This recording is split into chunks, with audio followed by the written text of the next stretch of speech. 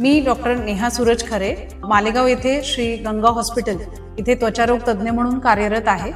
Healthy स्किनसाठी एक पहिली गोष्ट अशी की आहार चांगला हवा. तर आपला आहार डेली रुटीनमध्ये जे आपण घेतो तर त्याच्यामध्ये प्रोटीन्स, विटॅमिन्स, पाणी भरपूर पिणं ह्या सगळ्या गोष्टी महत्त्वाच्या आहेत. आणि फळं जे काही सीझनल जेवढे फ्रुट्स अवेलेबल आहेत ते आपण घ्यायला हवे.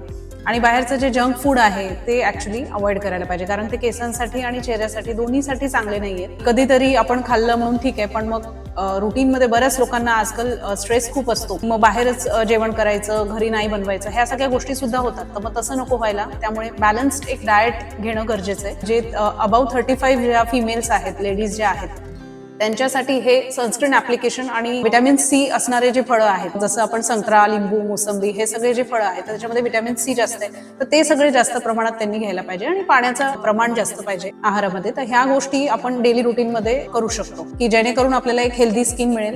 तर प्रोटीन्स आणि विटॅमिन्स, प्रोटीन्समध्ये आपल्याला अंड, फिश वगैरे हे सगळं नॉनव्हेजमध्ये घेता येतं. आणि जे व्हेजमध्ये आहे त्याच्यात पालेभाज्या, ड्रायफ्रुट्स, याच्यामध्ये विटॅमिन्स मिळतात. प्लस प्रोटीनसाठी दूध आणि दुधाचे जेवढे पदार्थ आहेत म्हणजे ताक, दही, तूप, हे सगळं, पनीर वगैरे हे सगळं घ्यायला हवं. एक मॉइश्चरायझर कंपल्सरी नाईटला अप्लाय आपण करू शकतो. ज्यांना स्किन ड्राय असेल त्यांनी, म्हणजे ज्यांना खूप जास्त पिगमेंटेशन किंवा टॅनिंग खूप जास्त होतं तर त्या लोकांनी सनस्क्रीन कंपल्सरी वापरणं गरजेचं आहे. तर हे आपल्यासाठी महत्वाचं आहे. थँक्यू.